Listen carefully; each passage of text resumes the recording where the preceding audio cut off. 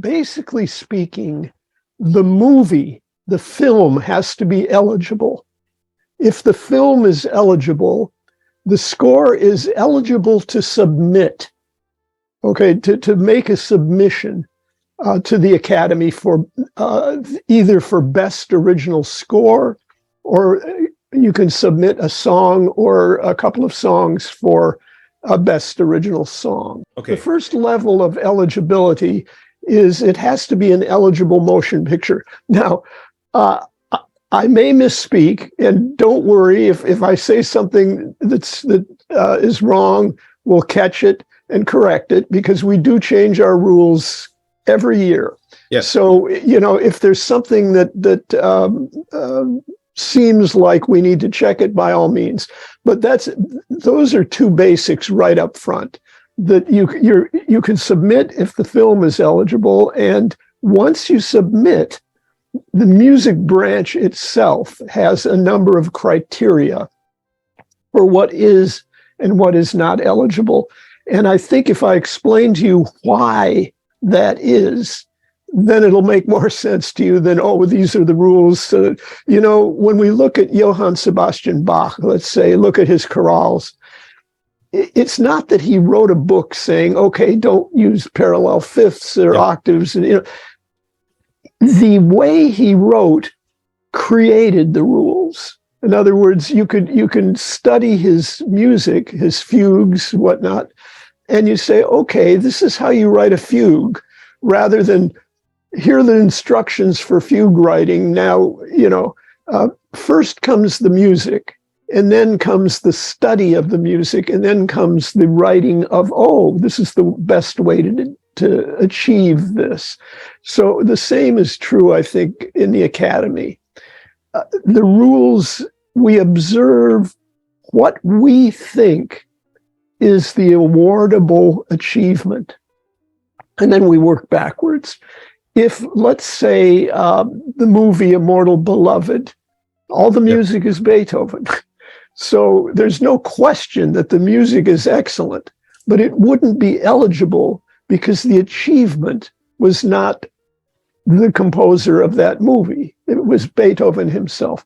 So it's very important that whatever is being voted upon should be an achievement that we feel merits an Oscar consideration. So that's where I think people tend to get confused. Like, why is the Academy requiring that there not be 10 composers? That's one of the rules. You can't submit an indefinite number of composers. It's a finite. Common sense says to me, if there's a movie and there's 10 composers on it, and one of the composers is really good at writing chase music, and another one writes beautiful romantic music, and another one is very contemporary, another one's a good orchestrator, another one's a good programmer. If you have divided that over 10 people, it dissipates the achievement that we're trying to award. But if one person or a team of two creates a wonderful score with all of this diversity that we're talking about, then we say that's a real achievement. It didn't have to be divided among 10 people. We would like to award that. We composers think that's worthy, but we don't think it's worthy if you wrote 12 bars of a score that, a bunch of people contributed to. So I don't know if that helps. Yep, of course. It's really clear. Okay. In order to be nominated, again, it's very simple when we step back and look at what we're dealing with. For a movie, a film to be nominated, people have to see it. Basic fact of life. If nobody sees it in the Academy, they can't vote for it. So there is a issue getting Academy members to go and see the movie or to watch it streaming. That's, kind of a given. It would be hard if you're from, and the Academy is making great efforts at international inclusion outreach. to bring in as much wonderful film product from other countries, other cultures. But if nobody sees it, it can't win because it can't get nominated, because if you don't see it, you can't vote for it. So it's all predicated on getting the movie seen and heard, in the case of music, by enough voters that they can say, wow, this is great. Or, nah, there's better. There's other things I want to vote. I only have 5 nominations to vote for. I don't think this is going to be one of them. But in order to make that choice, you first have to see it and hear it.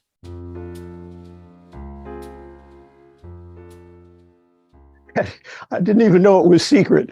The Academy publishes every year the new members. So we know, going back, a decade or something, we know all the new members. So I think there's a reluctance. Nothing I say is official here. I'm just one person giving you what I understand. I could understand that the Academy doesn't want too much mail and stuff coming at the members, because we call it lobbying, campaigning. It's a political campaign, to protect maybe the membership from getting too much of that. But there are many really sanctioned and encouraged avenues for getting a film seen. There's the Academy screening room now with streaming, and it's not that difficult or expensive for a film company to get their film in a place where all Academy members can see it without being bombarded by mail or emails, that kind of thing. Again, I'm jumping around, but I want to make sure there are 2 bodies of, let's call them, rules that function at Academy Awards time. One is called the Academy Awards Rules. That's what we've been discussing. But there's another document called the Academy Award Regulations, campaign regulations. The rules have to do with eligibility and voting and how that works. The campaign regulations have to do with how you're allowed to advertise your film. As we were saying, it's important that the most people get exposed so they can at least make a good decision. So that's important. But how that happens, the Academy takes care of its members, doesn't want them abused and flooded with junk mail and what have you. But on the other hand, they want to take care of the submitting filmmakers and studios and make sure they're taken care of, so they have an equal opportunity to be seen and heard, so that the Academy members can vote. So the rules and the campaign regulations are designed to foster a fair environment where the filmmakers can get their films seen, and where the Academy members are not overly abused, is all I can say, by a barrage of hungry filmmakers trying to get their film nominated.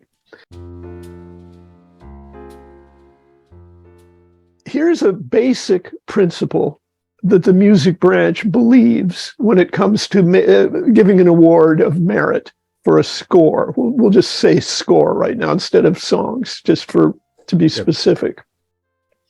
But this also applies to songs. The achievement that we are giving an award for is not the best music in a film this year. If that were the case, Beethoven would win. The award is for the achievement of creating the music for this specific movie, and only in the context of the movie itself. It's not, oh, this is great music, but we don't hear it in the movie because it's under explosions the whole time. Yep. It's, how does this music help tell the story in the movie, in real time, movie time? And so it's important that we can hear it. If we can't hear it, the achievement can't be appreciated. On the other hand, if we take it out of the movie and start showing it at Academy Awards time in concerts and in, uncontextualized ways of hearing it, recordings and so forth, that's not what the music branch wants to be voting on. We don't want to be voting on the music. We want to be voting on the music in the context of the movie and how it's helping that movie to be great. And in order to do that, it has to be heard, but it has to be understood that we're not just saying, oh, what wonderful music. In fact, it's the best music written this year for a movie. We're actually saying the music is wonderful. It is great. But the award is for writing great music that also functions in the movie. Now, in order to appreciate that, we can look at the Grammys, which is another award. They're not concerned. In the Grammys, they're a music. The Academy of Motion Picture Arts and Sciences is a film academy. The Academy of Recording Arts and Sciences is a recorded music and sound academy.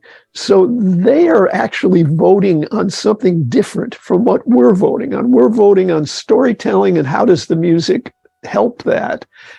They're voting on, gee, this is great music. So we have to always remember this is about the arts and sciences of movie making, as opposed to only music making. My question is because in the past, for your consideration, CD were a thing, something that every composer started to mail out to other composer, listen to my music. So the question is because of this, it makes sense to have the music listened outside of the movie. Okay. There is an advantage to hearing a score after you've seen the movie. Oh, gee, I loved it in the movie, but now I want to concentrate on it for its excellence. That's good. What is not good is a voter saying, oh, gee, I don't have time to see the movie. I'm going to listen to the score, and I kind of know what the movie's about. That's not a great way to vote. So what the Academy can't make its voters, behave in certain ways, but it can encourage it. Yeah. And by saying, look, listen to the music, that's fine, but don't do it instead of watching the movie. And when you make your judgment, make it based on the impact the music had upon you in the movie's effectiveness. I can think of, today I happen to be thinking about Lawrence of Arabia because the Academy's going to be screening it at the museum, and there's a little discussion about Maurice Jarre and so forth. And when I was a boy, I remember meeting Léon Arnaud. He's an orchestrator, and he worked on Dr. Zhivago, worked with Maurice Jarre. And I remember him telling me that he also worked on Lawrence of Arabia, and I was kind of thinking about that. But now, why did I flip onto Maurice Jarre? There was something that connected him to what we were saying, and I started thinking about, because we were saying the music in the context of the movie, and then to listen to the soundtrack outside of the movie. Yeah. Well, Maurice became very well known for conducting concerts of his music, and now more than ever, film music has a life outside of the movie, which is just wonderful, especially after it's had its time in the movie, after the award seasons are past. But so it's wonderful to hear film music without the movie, and in a way, it brings the movie back to your mind and to your senses. But when it comes to award voting, we just want to encourage, understanding what it is we're awarding, which is not only the music, as I said before, but is also the way it's functioning. Okay. Christian, what was your question? It was about sending out. Yes. If it makes sense to sending out just the music to the Academy members of or is a useless way to promote itself? Yeah, I just want to add something about that. You don't want whatever is sent out or streamed or made available on Spotify or whatever way it's gotten to us, whatever that is, you don't want it to include music that either wasn't in the movie or wasn't in the movie in the same form. Okay. So you get a better impression of it. So the Academy regulations addresses how you can make it available outside the movie. Things like you cannot include music that is not exactly as it is in the movie. And there used to be, I don't know, when the mailers would go out, there would be abuses of that. There also should be attribution, so that only the person who's up for the award can have that person's music available. You don't want to be hearing music that isn't eligible, but that is in the movie, this kind of thing. So the Academy is really quite wonderful at trying to do the right thing for the art and the arts and sciences of movie music.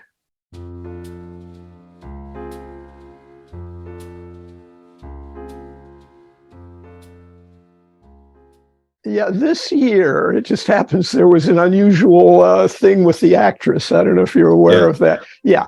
So here's a movie that nobody saw except the voters. They got the movie to the voters. So, it's true that it's an organization of busy professionals. It's a good question. So the votership, you can't expect every voter to see every film, and then vote on every nomination and so forth. What you can do is hope there's enough coverage. So let's say I see, let's say there's 15 shortlisted scores, or before that, let's say there's 100 and so, however many eligible scores, and it's narrowed down, and then it's narrowed down to 5. If I see a good number of them, many of them will be popular, and a few will be because I heard about it. Somebody said, you don't miss this one. And I usually make a few calls and say, if you come across anything that I would wish was on my radar, just alert me to something maybe you like. So maybe a few people said, I saw this one or I saw that one.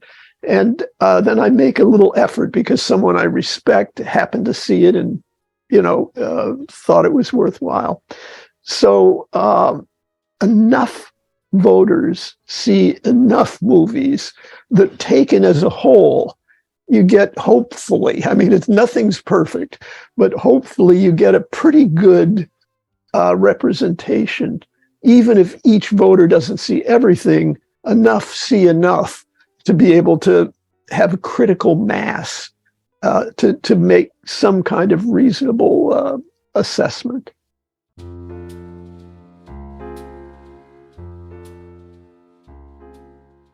I do not know. I'll just say right off the bat, I don't know the answer to the question.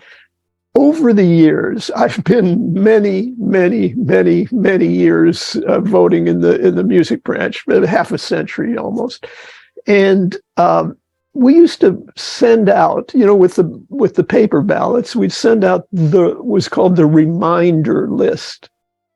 So you could quickly go down and check the ones you feel you're going to want to vote for, and then narrow that down. So the voter has to have that list. It's essential for the voting process. Since electronic voting has come in, the so-called reminder list, meaning all of the eligible films, so you can remind yourself what your field is, they're included in the electronic balloting process. And the ballot is structured in such a way that on your right, there's not a drop down, but it's a scrollable reminder list. So you're constantly, and the electronic process allows you to pull from there so you don't end up having to go back and look for the same things. Yeah. So I think it's more efficient now. Now, I think your question was, why isn't that list made public outside of the Yes. votership? It was on the past year was on the Oscar website. It was on Variety, on the other popular websites. I don't know the answer to that. I wasn't aware because I see the reminder list every year. I wasn't aware if it wasn't available to others. I'll ask you, Christian, do you see any advantage or disadvantage to, now that's the list before the short list. That's the entire list. It was the entire list, and the big shout out once a year on Variety. Here is the list of the 1,000 eligible scholars this year, and it was interesting for the general public to see what the Academy member can shortlist on that big list. What they're basing it on, what they're drawing from. I don't know why that decision wouldn't have been made in our branch. It must be Academy wide. In other words, I don't know why maybe there was more problem from doing it than not. The important thing from the Academy's standpoint, that's something that the public would have access to. It may be, I do not know, that it was determined that that's information that only the voter needs, but not the general public. I think if a movie is eligible, you can certainly check it out and find that out. So, I mean, it's not like it's being withheld, but it's maybe not published in that form. But honestly, Christian, I don't know. From a composer point of view, my personal point of view was it was like a celebration of the music. So let's see what is could be interesting to hear to listen to this year.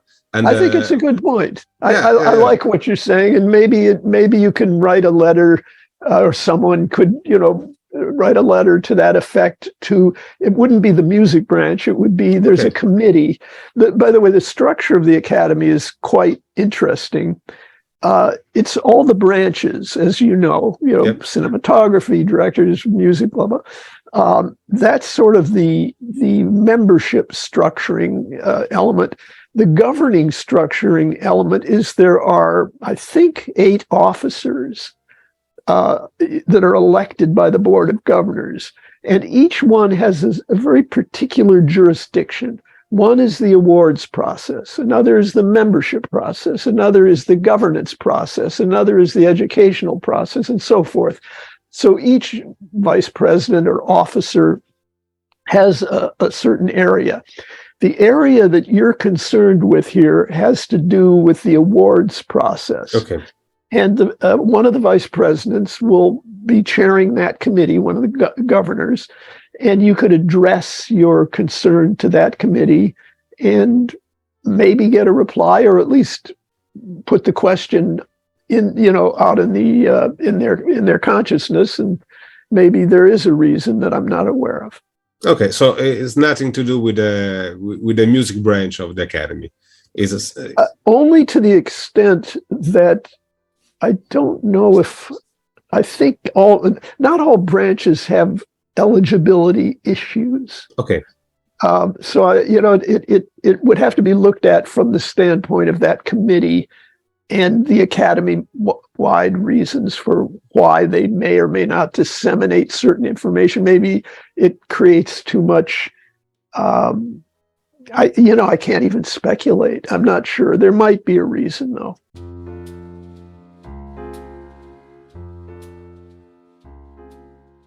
Again, I think it comes down to what you want your campaign to do is just try to get voters to see the movie. So anything you can do, a publicist or any kind of social media or whatever you can do to kind of encourage viewership would be good. And a publicist that's what they do. So certainly that would be a good thing. Okay. from the standpoint of the composer or songwriter. Yeah.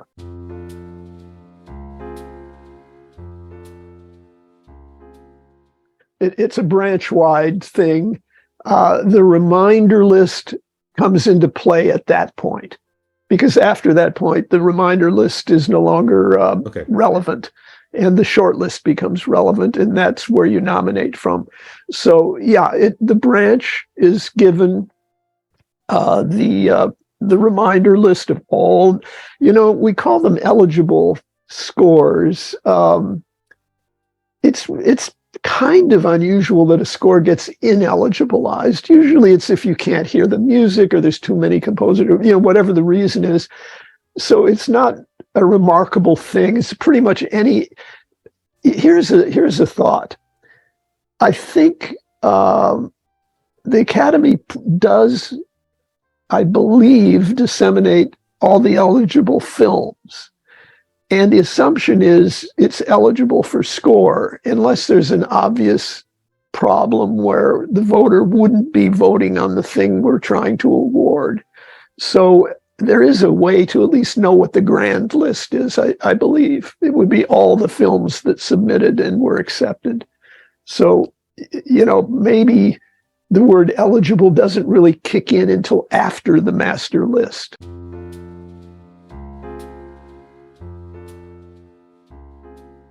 It's a good question, and I think it's important for other film industries in other countries to kind of know how that works.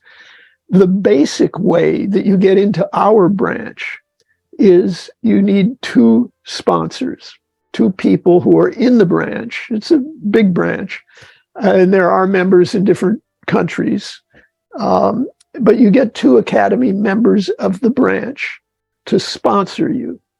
And then you go before the branch executive committee in each branch. This is the case. And they have to make some decisions. Usually there's a certain number. You can't just take in an unlimited number every year. So, you have to say, okay, this year, and there's a voting process. So the entire branch executive committee, which is maybe 20 to 30 members. I'm not sure. The number varies according to the size of the branch, are voted upon. The important thing to remember when applying to the Academy and getting sponsorship and so forth is to understand that many Academy members applied for membership many times before being accepted. It's not a stigma not to be accepted. It doesn't mean, oh, you're not good enough for the Academy. It means that this year we're taking this number and these are the people, but it doesn't mean that anybody who was not taken is not acceptable. I think that's so important to understand, because it can feel like a rejection, but it's really just, well, we can take so many and, try again next year. Myself, back in the 70s, I think I tried 2 times, 3 maybe. I was sponsored by the great Jerry Fielding and I believe Johnny Green, who was the head of music at MGM. And I still had, a couple of cycles before it was, they say, okay, this guy's going to be around. Let's bring him on, So that's one thing. There are other ways to be brought forth for membership. The Academy has become proactive in trying to diversify, become inclusive, do outreach. So there are committee structures now that weren't there before in the Academy to identify people, maybe in the Korean film music area, or in Italy, or in Argentina, or, there's a more proactive looking around outside of our geographical jurisdiction to see if maybe they will suggest, not necessarily only, people coming from the outside the Academy trying to apply for membership. There's also a part of the Academy that's looking around to outreach and diversify. both internationally and in various other ways. So there is a committee that does deal with that. In the end, it all comes back to the branch executive committee for a final decision. And then it goes from each executive committee throughout the academy to the board of governors. Actually, one more step. It goes to the membership committee headed by one of those officers that I mentioned. And they vet all of the branch's suggestions and hear any controversies or problems. Then they make a pretty good determination and bring that to the board of governors, which then assumes everyone's done their due diligence. And if there's a problem, it's brought up. But generally, at that point, the board of governors passes the new membership roster. So you are sort of answering to other two questions I'm going to ask. The first was if I don't have friends in the academy, if I don't have a sponsor, but I guess they are also friends because they had to know me, they had to know my work. So I can still become an academy member because the policy of inclusion and diversity that the academy is fighting for. This policy of inclusion and diversity is more about ethnicity or more about the geographical area of the composer. This is a really different thing. Yeah, they're both taken into account. There's something, it has a name, committee-generated membership proposals. And both of those elements, they're different, and they're both considered people from other countries, other cultures are considered people within our own geographical area, but who are maybe being overlooked because they're not part of the in-group of in the studio system or in the filmmaking system. So there's an effort being made to not be too exclusive, but to be exclusive enough to be an academy, not in a bad way, excluding, but be exclusive. It's a fine distinction, but I think the academy strives to be inclusive, but not excluding. Yeah. It's I think a really recent decision by the academy to be to have this attention to other countries too. In the past years, it was most of an American thing. Yes, I think so. Yeah, but we've always had wonderful people, even over the years, from other cultures and other film industries and so forth. But it wasn't ideal. It was only maybe the top French or Italian. A few, but now it's much more effort is being made to not exclude based on geography, basically.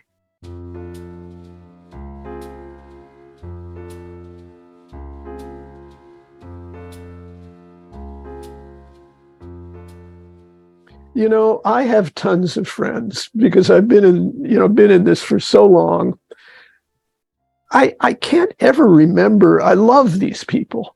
And I'm always so happy when a friend, does something fantastic, but it just doesn't have much to do with, I don't think it has anything to do with my voting. I'm not really voting. I'm voting my heart.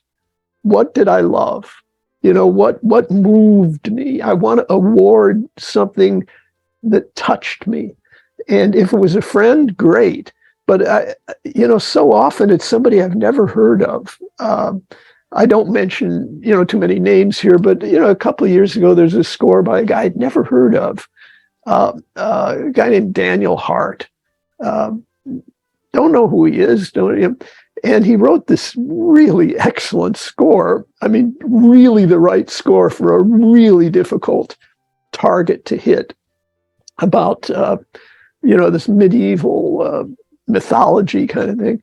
Wonderful songs of the period, wonderful score, wonderful sound design, all integrated. I was very impressed. Very good, violin things.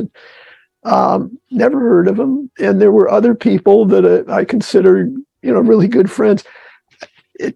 Immaterial. It's like, what moved me? If it's somebody I don't know, I kind of, I want to check on that person. I want to see what they do next, But anyway, for me, so I can only say personally, having a lot of friends, it means nothing when I vote. And I hope that's true of everyone. I can't imagine, that people would vote, be an Academy member, and want the award to be about who's their friend. It's kind of hard for me to think that way. But you want that friend to get work. You want that friend to be happy, but you don't want to be giving them something that represents what moves you if it doesn't. I mean, I don't see people saying vote for this person because they're my friend. People say, wow, this knocked me out. Check this out. But it doesn't seem to be a place where you reward friendship. It's a place where you award achievement. And there's plenty of ways to reward your friends without awarding them this highest, honor for something that you care about and means so much to all of us,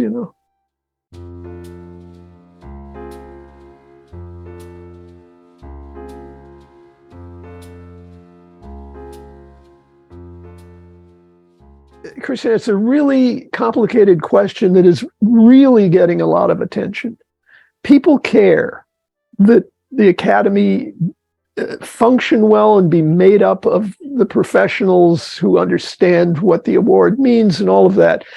So the last 3 or 4 years, this subject has come up: where to put people in the branch system.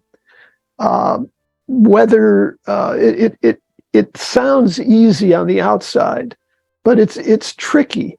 There are certain divisions within every branch. In the sound branch, you have production and post-production. You have people who create sound. You have people who record sound on the set. Each branch has kind of divisions. The music branch, many years ago, brought in music editors instead of having them go into the sound branch. So there's an ongoing jurisdictional issue in the Academy of who goes where. Generally, you don't have people employing people sitting next to them in the branch. Usually they're dealing with the same power dynamics. So that issue comes up.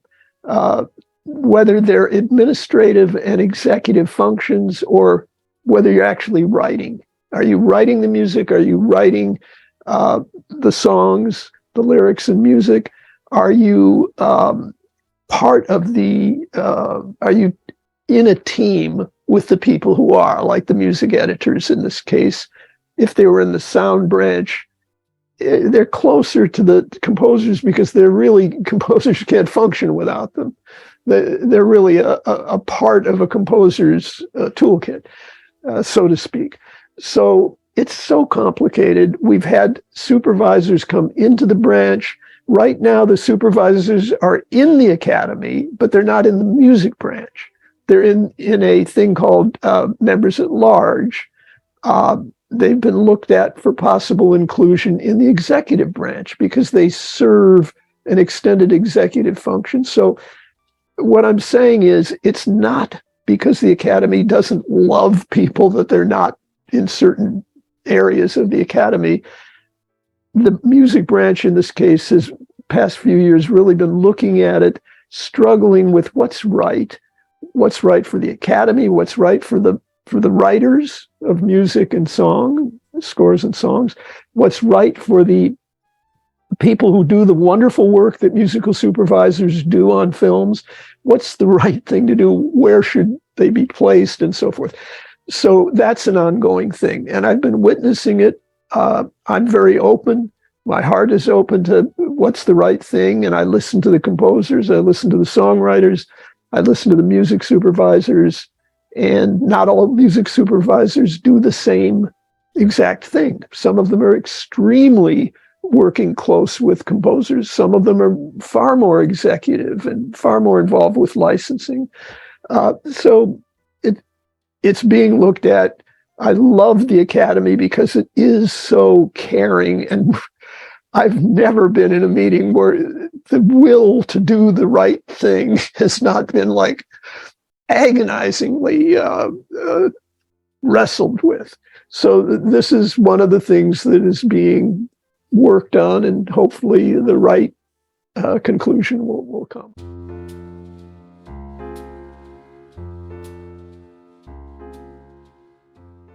It's such a fascinating subject that you bring up, Christian. It started to dawn on me at some point how many composers began as rock and roll stars. Danny Elfman was maybe the first back in the 80s, but Danny writes fabulous scores. I mean, really, I've listened to some of his scores retrospectively, and I think, wow, this is just good film music, and some of it is extraordinary. But there's a number of very interesting, Trent Reznor and Atticus Ross, recently.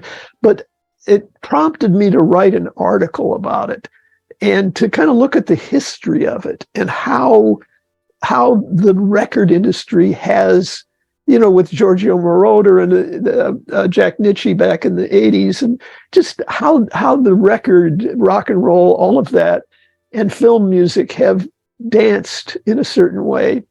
And so I look at it in detail, or more detail than we'll be able to do now. But it's a subject that's fascinating. And some of our best scores have come from places that are a little surprising, and not because, we used to call them Hummers, brought in a Léon Arnault or, some of these guys who'd come in and Leo Shukin and Jack Hayes, come in and convert it to film music. They really get. And the technology of rock and roll, record industry and film industry have really home studios look identical for those guys as for composers. And even guys like James Newton Howard and Hans Zimmer began in rock bands. I think James was on the road with Elton John. There's just a lot of crossover that we're not always front of mind, but it's a fascinating subject. So, yeah. The question is, because I am also a music teacher at National School of Film in Rome, near Cinecittà. And a lot of students ask me, now I had to study 10 years classical composition, then I can become a film composer. And I usually say, let's check the list of the Academy Award nominee of the last 10 years. How many of them have a classical training? How many of them are directors? How many of them are electronic musicians? How many of them are jazz musicians? How many of them are rock stars? So you answered in the perfect way. Maestro, I want to thank you for the time you gave to me and to the Italian audience. I want to personally thank you because I grown up in the 80s and your music have left a big impact in my life. I grew up with your scores, and I will put on this video the link to your books and to your articles on the SCL magazine. Some of them are still online on the website. Christian, I've really enjoyed this. Your questions have all been so wonderful, and your viewers are lucky to have you exploring this. Not enough people really take the time to look into how the Academy functions, and I think it's good for that to be known amongst the music community. And thank you for your kind words, and I very much appreciate sharing time with you. Thank you, and we'll keep to share the news about the Academy with the European and the Italian audience. Thank you so much, Maestro. Okay, man. Good luck.